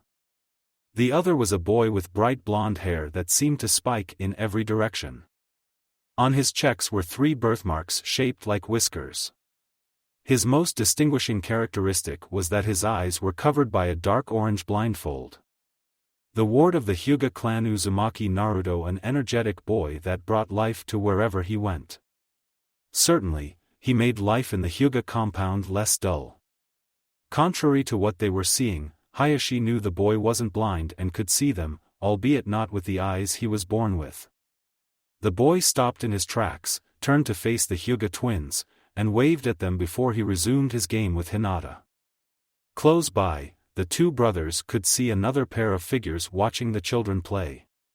One was a boy about a year older than them who was the spitting image of his father, Hisashi. A cold expression covered his face. Sitting on a bench behind him, her belly heavily swollen with child, was Hayashi's love and wife, Hitomi. A stunningly beautiful woman that appeared to be an adult version of Hinata, her dark blue hair hung below her shoulders. Hayashi and his brother walked towards the watching pair. Noticing them approaching, the boy turned to face them and bowed. Hayashi-sama, Otosan. He greeted the men. Raise Niji, Hayashi said to the boy. There is no need to bow to me, and please just call me uncle. There are no elders here to reprimand you. Niji rose. That would not be appropriate, Hayashi-sama. He said coldly. The clan head wanted to shake his head in frustration. Ever since the Hyuga affair, as it became known as 2 years ago, Niji had changed from the friendly and gentle boy he was to a cold, unfeeling child who held a deep-seated grudge against the main house of the Hyuga clan. His daughter most of all. He knew why Niji became like this. The elders had not taken kindly to Hisashi's failure to protect Hinata. They had punished him severely and in front of his son, no less. Yet another reason for Hayashi to get rid of the elder council once he could. Giving up on the matter, Hayashi turned his gaze to Hitomi, who was giving him a warm smile. He walked towards her and took her hand and placed a kiss on it. My beautiful Haim. He greeted her. How has your day been? He asked, taking a seat next to her. Judging by your appearance, I would say better than yours. She replied. How the elders take the news? She asked, an edge of worry in her voice. Better than I had expected. He answered. They did try to put up an objection to Naruto attending the academy so soon. But the points my brother and I brought up in his favor put an end to that. That's good to hear. She said, looking back at the playing children. Hayashi's gaze followed her. His eyes settled on the blonde-haired boy. He was standing protectively over Hinata as though he was facing down a monster or villain that wanted to harm her. He deserves to be around kids his age. He heard his wife. To be able to make friends and have people he can rely on. Hinata, I think, would benefit from it too. That's right, with Hinata in the academy, the elders wouldn't be able to exert as much influence on her as they did now. While she was doing well to hold her position as the heiress to the clan, Naruto, thank Kami above, was a big help in that regard. The elders were not entirely impressed with her and wanted to push her harder to excel. Hayashi believed in his daughter and knew she had the potential to become one of the best that the Hyuga had to offer. What she needed was time and patience to grow into her own. At the academy, she would have that chance. With Naruto at her side, she would blossom like a flower. Indeed, it will be good for them. I believe they might even thrive there," he said, expressing his thoughts. "I only hope the elders won't pressure them any more than they already do," his wife said. He was about to answer when he saw her place her hand on her belly. "Humph." She winced. "Are you all right, my dear?" he asked her, about to get up. The doctors did say that this would be about the time that she was due. What if her water had just broken? Was there a complication? He felt Hitomi grab his arm and nudged him down. "It's all right, Hayashi," she reassured him. "The baby just kicked, is all. The little thing turning out to be something of a firecracker," she said jokingly. Hayashi calmed himself, knowing he had started to overreact again. "Sorry, dear." He apologized to his wife. He heard her chuckle under her breath. "Honestly, I don't know who's more eager about the baby. Me or you?" she said, placing her hand on her stomach, a loving gaze centered on it. "Now that I think about it, you were just like this when I had Hinata." She looked back to him, a nostalgic expression clear on her face. "Between you and me, I think you were the happiest when she was born." The Hyuga patriarch hid a small blush at the memory. He remembers the surge of overwhelming emotions when he first saw his baby girl, tenfold when he held her in his arms. The overwhelming desire to protect her from all harm, to hold and cherish her. He remembered the tears that streamed down his cheeks and the way his father looked at him. On the surface was disapproval at the display of emotion, but underneath, he could see the man's care and understanding. He looked to where his daughter was and knew that those feelings were still as strong as ever. He looked back to his wife, his eyes locked onto her swollen stomach. He reached his hand out. "Mind if I?" he asked. He saw her nod. "Go ahead." His hand landed on her lamp. Initially, he didn't feel anything, then he felt something stir from behind the layers of skin and fat. A jolt of excitement raced through his being. His child boy or girl was indeed a lively one as he felt a kick. Hitomi winced again. "As I said, she's a little firecracker," she said. "I can tell," Hayashi responded before his mind picked on what she said. "She?" he queried. Had she went ahead and had one of the doctors check? He saw her smile at him. Call it a mother's intuition. She places her hand over Hayashi's and remains content just to sit there and feel the movements of their future child. He didn't want to show his other concerns about Hitomi's pregnancy. Hinata had gone swimmingly well, only showing the usual signs such as morning sickness and mood swings. This one had looked to be the same in the first few months, then somewhere in the second trimester, things had started to go wrong. At first, it seemed like she was just having a particularly bad case of morning sickness and fatigue, worrisome but not unheard of in some pregnancies. It's when those symptoms persisted much longer than they should have been when they began to worry that something was wrong. It culminated when she collapsed suddenly. She had been fortunate that a branch member had been close by to catch her. Otherwise, severe harm could come to her and the baby when she fell down the stairs leading to the compounds on the second floor. Since then, the doctors could not find anything wrong with her and the baby, no matter how they checked. Only for one reason or another, Hitomi was getting weaker as her pregnancy continued.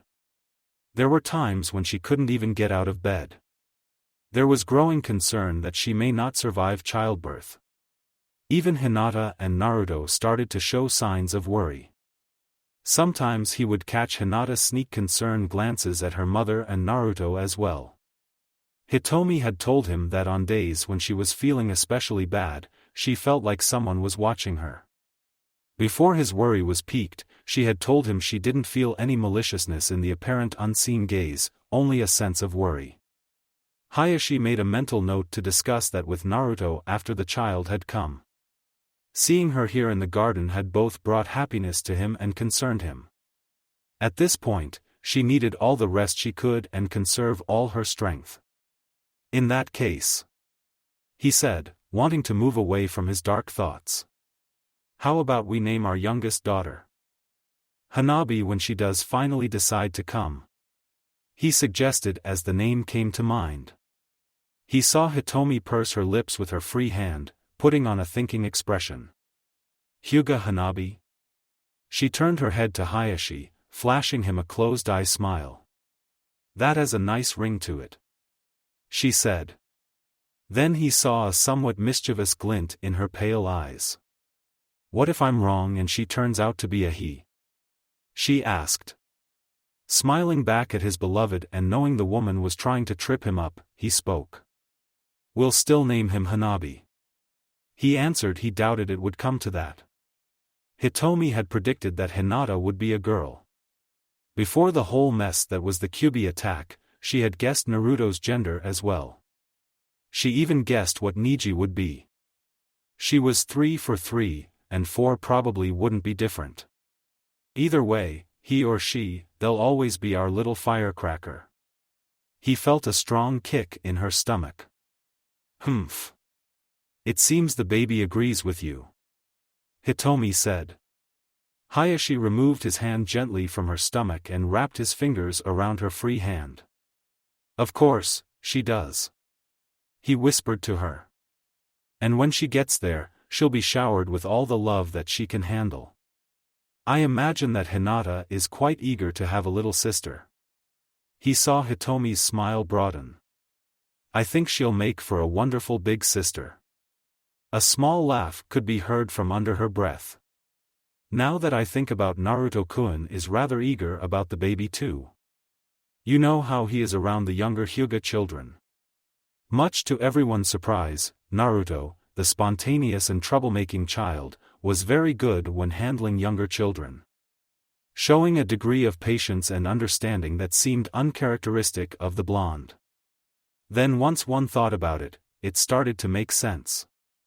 Naruto had been alone for the first 5 years of his life, and because of his status as the Jinchuriki of the Kyuubi, most parents would pull away their children when he got too close. They still did sometimes on the occasions he was out of the compound. The orphanage, too, had isolated him from the other children, a fact that the Sandaime Hokage did not take kindly to. Last he heard, the former head caretaker had to leave Fire Country to find a job. Considering those facts, it made sense that the young Uzumaki would be eager to be around other kids and even learn how to handle those younger than him. Because of this, the boy treated the younger Hyuga children with great care, playing games of ninja with them or regaling them with fantastical tales. He would even turn a blind eye to whatever mischievous acts he caught them doing, more often joining them much to the elders' chagrin. Yes, Hyugas were not in the words of one Tsum Inuzuka born with sticks up their asses. In their younger years were about as rambunctious and mischievous as most other children. Most of the younger Hyuga children had taken quite a liking to him and even some of the older ones as well. Thinking about that, it's not too hard imagining him acting like a doting older brother. Hitomi rambled on. I can already see our little girl calling him Onaikan. Kami above, the fit that the elders would have if they heard that. It was bad enough that he was acting as a negative influence on the future generations of Hyuga. But a possible heir to the position of clan head? They would not like that one bit. They already consider Hinata a lost cause in that regard. He knew that the elders were hoping to mold his second child in what they thought of as the ideal clan head. He wasn't about to let that happen while he did have the clan's future in its best interest. He wasn't about to let others dictate the path his children would take.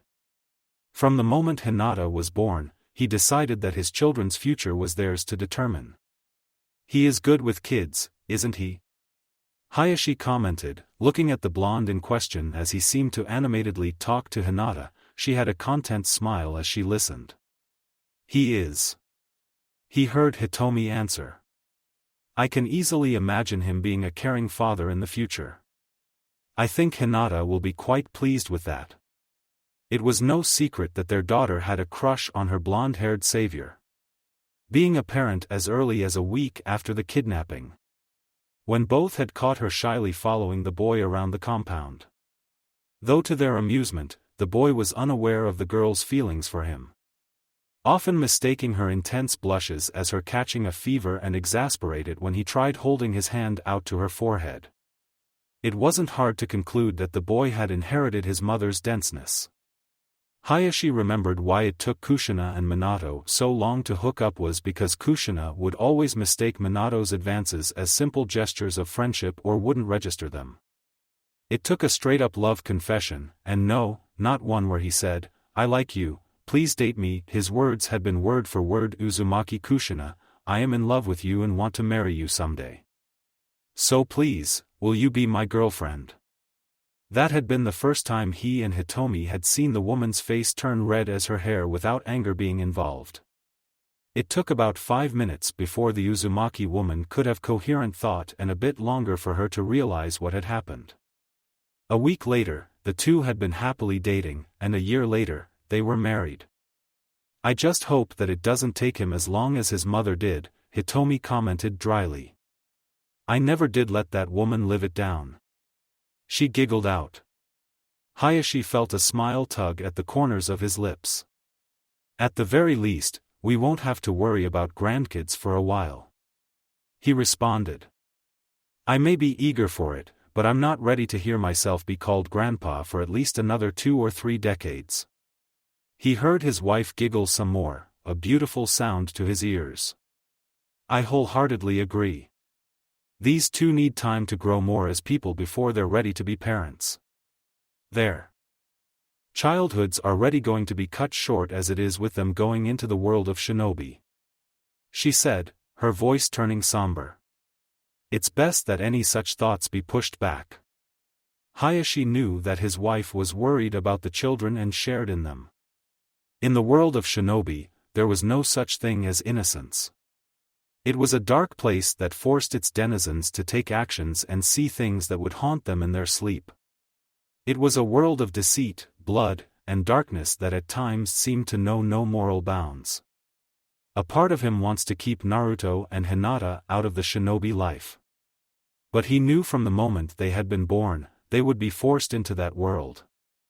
Hinata was the heiress of a clan that held a powerful and coveted Kekkai Genkai.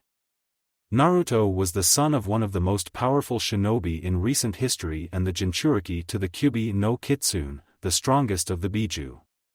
Without their knowledge or say, their fates had been decided. The two parents heard a soft grunt.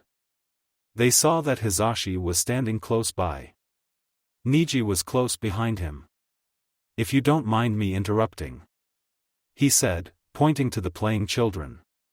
"But I believe it is time that we called Hinata-sama and Naruto-kun over, to tell them about the change in their daily schedules."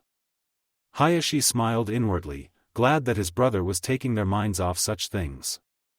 Their fates had been decided, but it did not mean that they still could not shape their futures in ways that would be to their liking.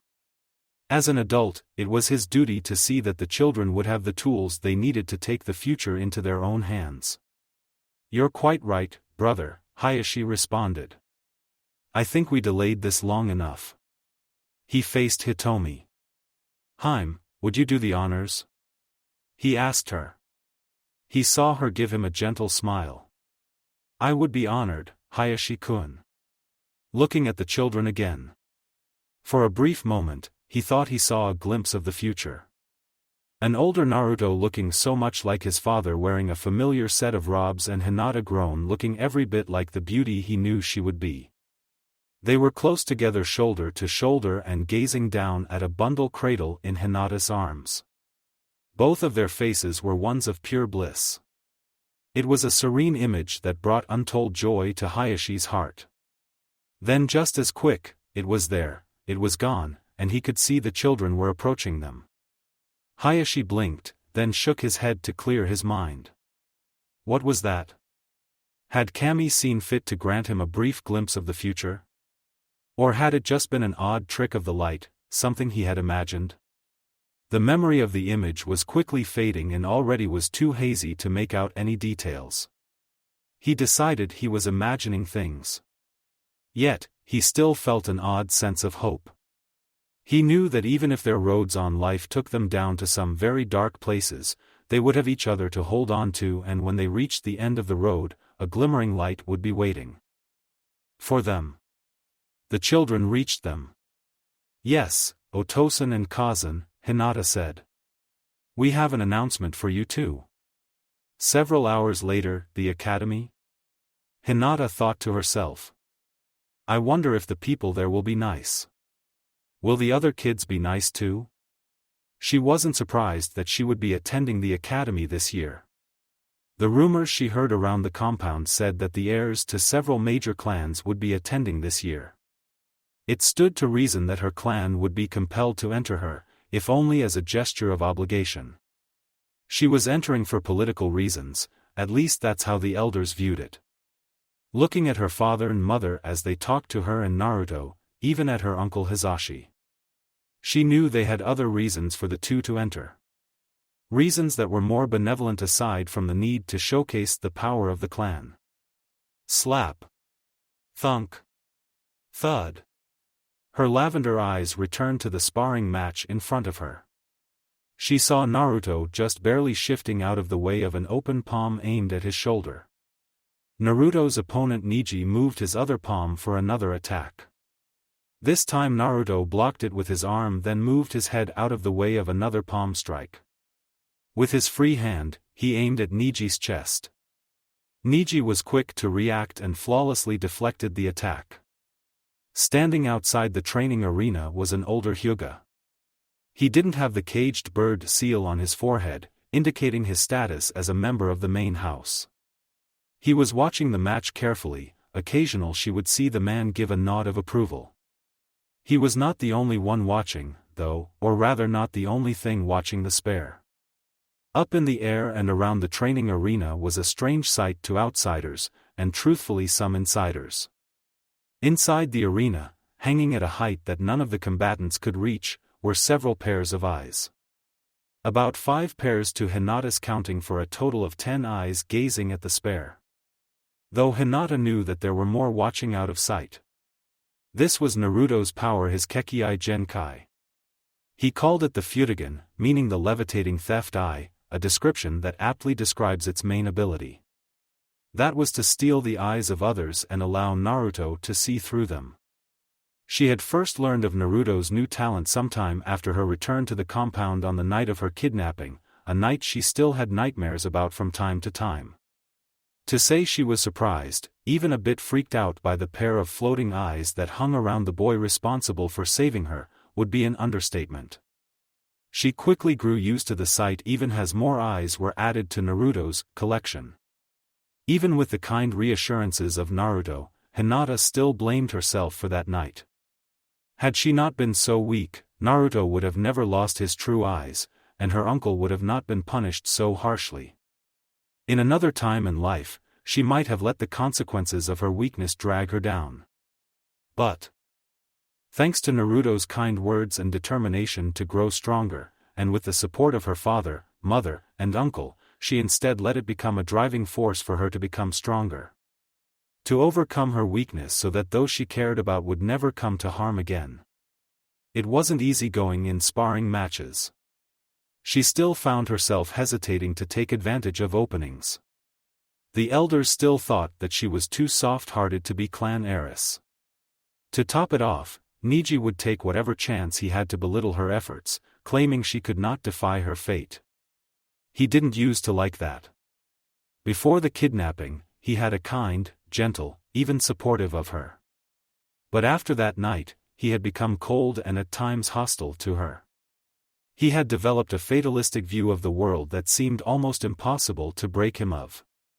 She knew why he became like this. The elders had punished his father, her uncle, harshly.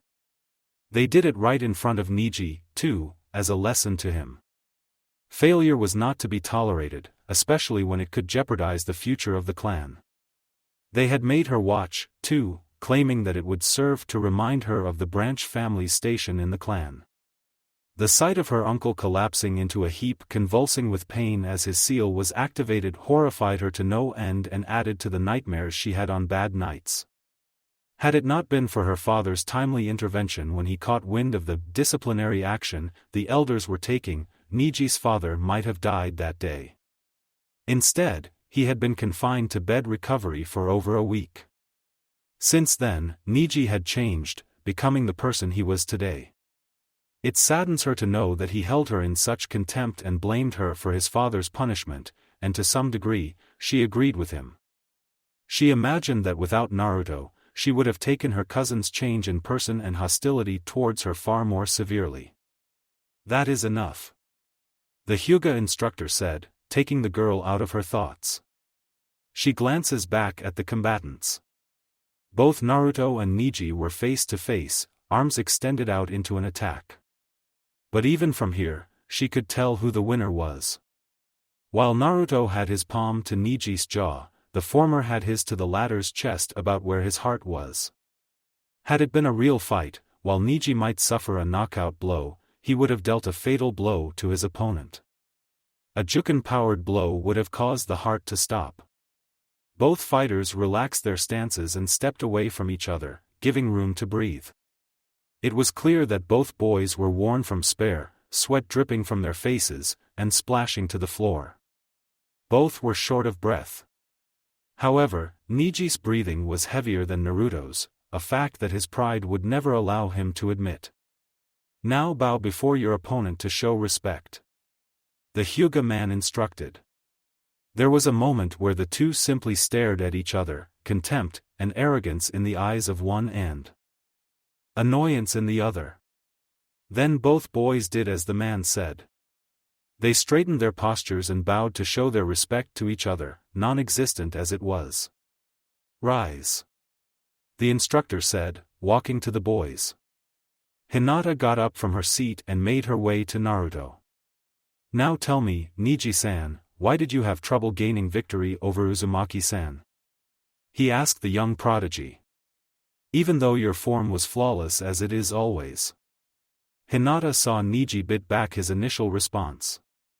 It wasn't something that the instructor would have been able to notice.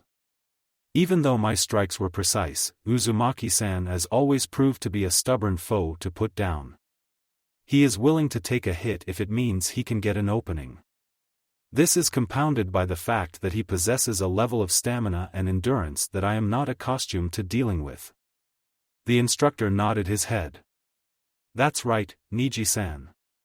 Though you forgot to mention that Uzumaki-san's style of taijutsu is made to capitalize on his higher than average stamina and endurance. The Hyuga instructor explained. There will come a time and place in your career as a Konoha shinobi that you may come face to face with an opponent or opponents that are just as stubborn as Uzumaki-san, no offense. None took, Naruto commented, getting a small giggle from Hinata. As I was saying. The man resumed his lecture. In the same vein, those opponents may be shinobi that have been given a mission of such high importance that surrender, or retreat will not be an option to them. In that scenario, you must be ready to do what must be done to defeat them, including going for a killing strike when the opportunity presents itself. Hinata felt something drop in her stomach as the man mentioned the possibility of killing. It was a reality that Hinata knew she would have to accept if she was to become a strong kunoichi of the village. She saw Naruto shift uncomfortably. Even Niji showed signs of being disturbed by the subject. I will keep that in mind, he said, keeping his voice even, but Hinata could hear the unease. Strangely, it was a comfort to her to know that even Niji did not relish the idea of taking a life. It showed that the boy she once knew was still in there somewhere. The Hyuga man seemed to detect the children's unease at his advice and moved away from the subject. I would recommend that you find a way to improve your stamina and endurance. That way, you can last longer in a fight. There are some exercises I can show you for that. Thank you, sensei. I will consider your advice, Niji responded. The instructor nodded his head and turned to face Naruto. Now, Uzumaki, as you may have heard, you did well not to yield to your opponent and to wear them down. He began his praise. In the line of duty, you may find yourself in a situation where giving up is not an option. It may be a mission of great importance, or you may find yourself face to face against a foe who is determined to kill you with no means to escape. The latter was a frightening thought. Hinata did not like killing, but she liked the idea of someone else trying to kill her or Naruto even less. In some cases, you may even find yourself having to stay behind to distract a pursuing force long enough for your teammates to escape. If this had been a real-life fight to the death, while you may have been defeated, your comrades would be at a safe distance, and your opponent left in no condition to continue the pursuit. Hinata saw a small blush appear around Naruto's whiskered checks. Something he was quick to hide with a toothy smile. "Thanks, sensei," he proclaimed proudly. Hinata smiled to herself, finding the blonde's hidden bashfulness to be cute. Then she felt her face become warm as she caught onto her thoughts. Did I just think that Naruto-kun was cute? She thought, embarrassed. She was glad that Naruto couldn't read minds. Otherwise, she may die of embarrassment. That said, the man continued. While you may find yourself in such scenarios more often than not, you won't. I would advise that if you ever come face to face against a foe who is vastly more powerful than you are or an insurmountable obstacle, that you find a means of retreat and withdraw. Naruto frowned at the suggestion. He never did like the idea of giving up. He was too stubborn at times. Hinata placed a hand on Naruto's shoulder. Started for a second, he turned his to face the shy girl. Behind him, she could see a pair of eyes gazing at her. She directed her attention at Naruto, his face showing surprise at her gesture. He's right, Naruto-kun. Please don't be reckless, she said to him, her checks lighting her stutters. She never liked that part of herself, even when Naruto told her it was okay, and he even found it cute. A statement that had induced a fainting spell in her and caused the boy to worry about her well-being for several minutes. Her mother still teased her about it to this day. She thought of it as another sign of her weakness. It seemed that the blonde-haired boy understood her worry as he nodded an okay at her. Early in his life as a ward to the Hyuga clan, it became clear that Hinata had a calming effect on the boy. He was still a very active child and had a stubborn streak a mile wide, but at least with her around, he would sit still long enough for him to think some things through. He faced the instructor again. "All right, I'll think about it," he said. The Hyuga man shot Hinata an appreciative glance. "That is good to hear. You show much determination, young Uzumaki-san. I believe that you will make for a fine shinobi of Konoha one day." The elders were wise to agree to Hayashi-sama's proposal to take you in as a ward of the clan. Naruto's smile returned. "That because they know how totally awesome I am," he said with enthusiasm. The instructor gave Naruto a small smile. "Perhaps," he responded. "Now then, I noticed that were some odd changes to your taijutsu style. It seemed like you were trying to predict your opponent's next move and some limited success."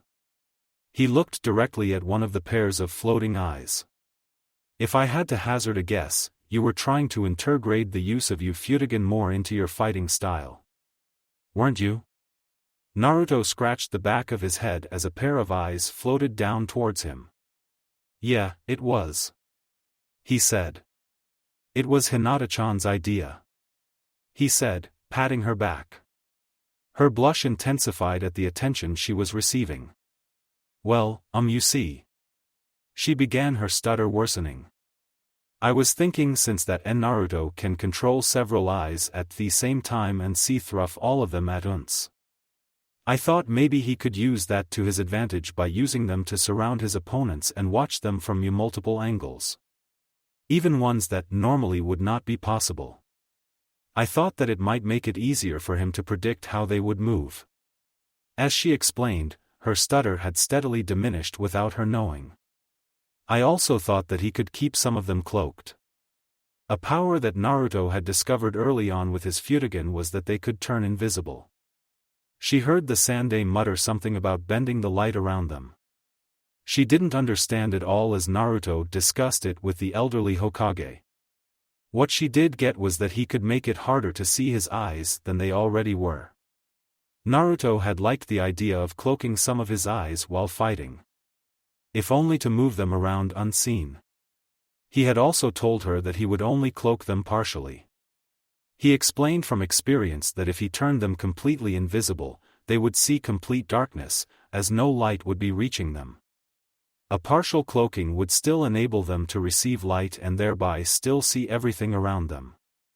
It would just require a refined control over his Futogen. I see. The Hyuga instructor said, rubbing his chin. That would make for a most interesting fighting style. It is no Sharingan, but your Futogen, if trained properly, can provide you with a tool to analyze and predict the movements of your opponents. I would suggest that you look further into it. That said, your technique, while strong, still needs to be worked on. There were points in the spare that your opponent could have capitalized on had he been allowed to use the full extent of his abilities.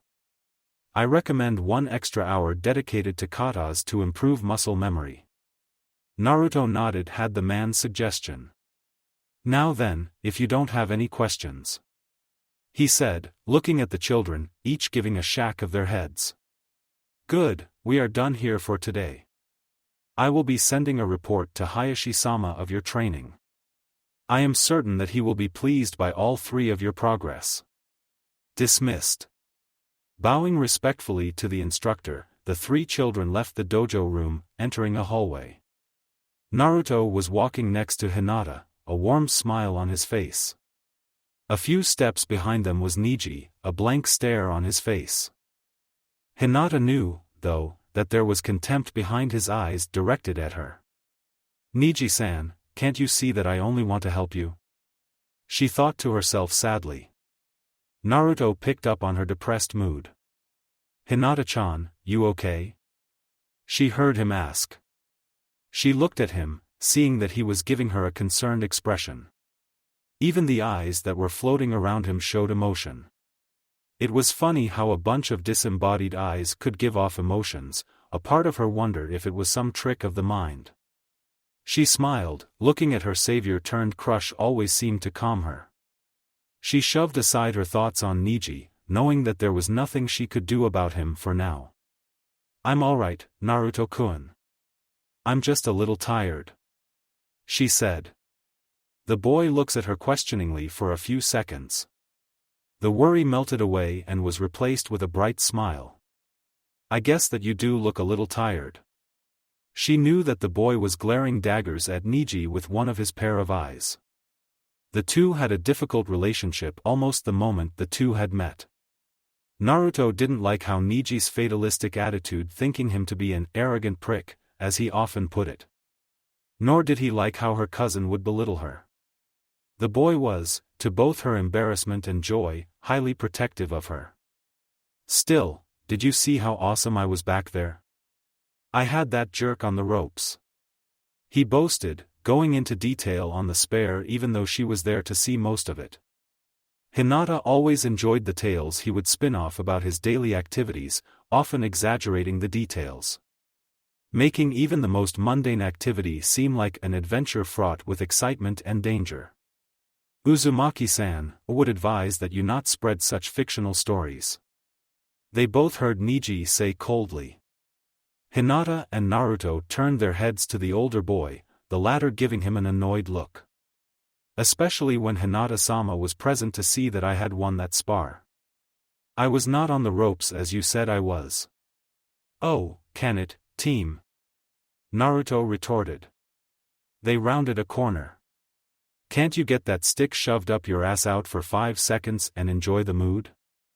Niji's cold exterior slipped as he glared at the blonde's insults. I still cannot see why the elders would continue to allow a foul-mouthed peasant like you to tread these halls.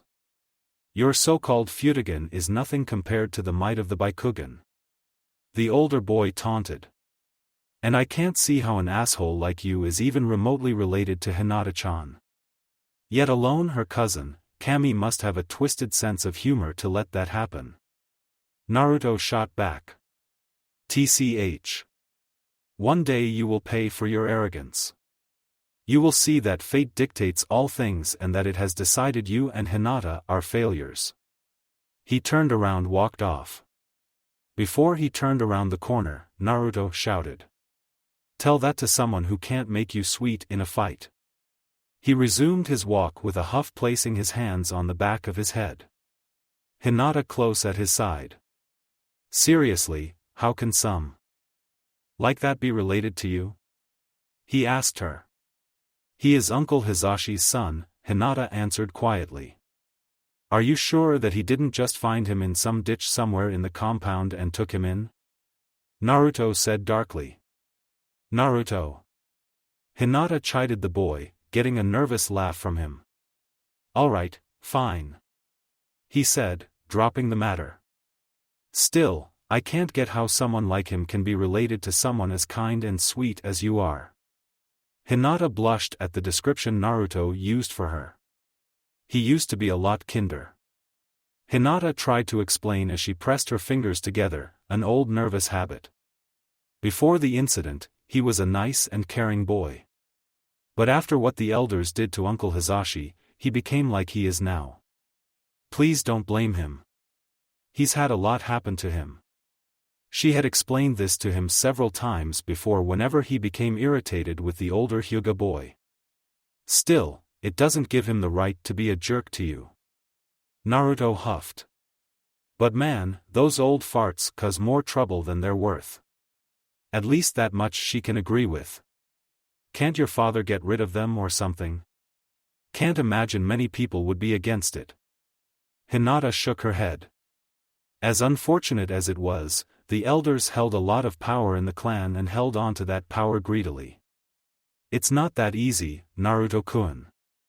He can't do whatever he likes just because he is the head of the clan. They came to a door. It should be, he said, opening the door. They stepped outside the main compound. The sky was turning dark with twilight as they walked. The air had begun to cool as well. But the Elder Council does exist for a reason, Hinata said, lowering her head to think. A part of her agreed with Naruto. The clan head should have the power to do what they wished unhindered by the prejudice of the elders. At the same time, though, she understood why the council existed to limit the power of the clan head. The idea was to prevent any future clan head from abusing their power and provide them with counsel on important matters. Hinata knew her father would never abuse his power as the leader of the Hyuga, and he was one of the wisest people she knew. But she knew that in the history of her clan, there had been clan heads that had abused their power and would have to lead the clan to ruin had it not been for the Elder Council. There was no denying that they had done good in the past. But today, though, the elders themselves had become a problem for the clan. Once, they may have been filled with the wisest of the clan who truly held the clan's best interest at heart. Now though, she couldn't help but see that the elders had become too set in their ways and tradition. Tradition that was slowly tearing the Hyuga apart, branding the majority of their family with a seal that many would consider barbaric. Treating those same family members like they were less than nothing simply because they had been born on the wrong side of the family or had been just a few moments later than their siblings. Even going as far as to berate those who did not fully conform to their ideal version of what a Hyuga should be. It saddens her that the Council of Elders had lost their way, and they did not see it or refused to see it. It was a problem that she would have to solve when she became the head of the clan. Assuming if they even let me. She thought darkly as memories of whispering elders surfaced. We will have to see to it that we have a firmer control over Hayashi's second child's life if we are to mold them into the clan head the Hyuga needs. Indeed, we do not need an heiress as weak she is. Once the second child has proven themselves to be the superior choice, I recommend that we have the girl branded at once. Hayashi will never allow any of his children to be branded by the caged bird seal. He most certainly will make a move to stop it, and there is no telling what he will do. I agree. Hayashi is a fool, but he has garnered much support from the branch family in recent years, not to mention he has the Hokage's personal support. We will have to do something else with her. Something that will not raise a fuss from our wayward clan head. I believe I have an idea for that. It will involve using. The memory ended as the elders suddenly stopped talking, seemingly to realize that there was a presence nearby. Hinata never gave them the chance to find her as she had quickly darted out of the hall and back to her room, shaken by what they were planning. She had never told anyone about what she heard, not even Naruto, too afraid of what the elders would do if they ever found out what she knew. She couldn't allow them to do as they planned to her little sister/brother, she would not let them become a puppet. Naruto seemed to notice that the topic was troubling Hinata, so he changed the subject. So, Hinata, what do you think that the academy will be like? He asked as they rounded a building passing by a Hyuga couple who nodded at them. Hinata looked back to see that they were nearing their destination and back to Naruto smiling at him. While the boy was dense to her feelings towards him, he did have the uncanny ability to read her mood. It was nice to know that someone cared so much about her that they could understand her feelings. I think it will be great, she said. It will be nice to meet other kids our age. I hear our friends will be there as well. An expression of curiosity appeared on Naruto's face. Really? Shikamaru and Chuji will be there too? And Kiba as well? Naruto asked. Does that mean I'll get to show Kibble Breath who's boss without getting into trouble with the airbags? Hinata giggled at Naruto's antics. She knew that Naruto had formed something of a heated rivalry with Inuzuka Boy. The two would always get into one competition or another whenever they saw each other, sometimes earning the ire of the elders in the process. The two would vehemently deny it, but Hinata knew that the two shared a strong bond of friendship. Yes, they will all be there, including Kiba. So will Ino-chan. She saw Naruto's face light with joy with the news of his friends outside of the compound, then scrunch up in horror at the mention of Ino. All man. Miss Bossy Pants will be there too? He said, his face deflating, receiving another giggle from Hinata, this one being louder. Naruto, don't be like that, she said, getting a huff from the boy. She's not that bad. Naruto crossed his arms and pouting. Easy for you to say. She likes you better than me. The two looked at each other for a few seconds, then both began to laugh loudly. After a minute or two, the children caught their breath, and after a few moments, to calm themselves, Naruto spoke. But I guess it's alright. She may be bossy, but she's nice, Naruto said. Hinata nodded her agreement. Ino could be described as a rather hot-tempered girl, but at the end of the day, she stuck close to her friends. She had become a good friend to Hinata and was another source of encouragement. They came to a stop in front of one of the smaller buildings surrounding the main compound. It was the living area that Naruto had been given when he became a ward to the Hyuga clan. While smaller than the others in the district, it was still bigger than most civilians outside the compound. There was light on in one of the windows, meaning that Sarah, Naruto's given caretaker, was home. Instead of entering the house, the two children opted to sit on the porch. Do you think we'll make new friends at the academy? Hinata asked. Even though she knew Naruto would be there at her side and her other friends would be there, she was still nervous. There would be many civilian children attending, and Hinata heard that clan children or even shinobi children usually didn't get along with them because of their different upbringing. Would the other kids make fun of her for her eyes? It was something that Hyuga children sometimes dealt with when they left the compound. How would they treat Naruto, or even what would the teachers do? She'd seen the way the adults would look at him whenever they walked down the streets. Sometimes she'd hear hushed whispers, barely making out the words fox brat or demon child. It confused her to no end.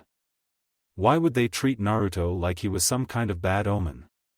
Whenever she asked her father and mother about it, they would say that she should pay no mind to what others thought of Naruto and that she should continue treating him like she always does, like a friend. What she did know was that it had something to do with that strange chakra that enveloped him on that night 2 years ago. "It'll be fine," Naruto said to reassure her. "I'm sure lots of kids will want to be our friends. Even if they don't, we'll prove how awesome we are and change their minds," he said, standing up striking a pose. Hinata giggled, always happy to see her crush brimming with confidence. Sometimes it made her envious of how bold Naruto could be, wishing she had even half of his energy. "I guess you're right," she said. Naruto sat back down next to her. "Besides, we'll still have our other friends, and they'll be enough," he said. Hinata smiled, realizing he was right. They didn't have a lot of friends in their lives right now. Hinata leaned back, placing her hands behind her to support her, and gazed up at the darkening sky. "You're right, Naruto. We do have good friends, don't we?" She may not have the confidence she wanted or the skill she wished she had. But with the help of Naruto and the others, perhaps one day she would be the person she always wanted to be. A woman brimming with confidence and had the power and skill to shape her destiny. When that day finally happened, she would ask Naruto to help her change her clan for the better. To create a clan that was no longer divided in two but would be one that valued family above all else. She looked to Naruto, a small blush forming on her cheeks, and perhaps one day she would be able to ask him for something more. The two sat there chatting until the sun had fully set before they said their goodbyes. Thank you for watching. I hope you enjoyed it. Make sure to like and subscribe, and don't forget to share this video with your friends. Guys, make sure to help the author by visiting the link in the description. This is Fox Sage, and I'm signing off.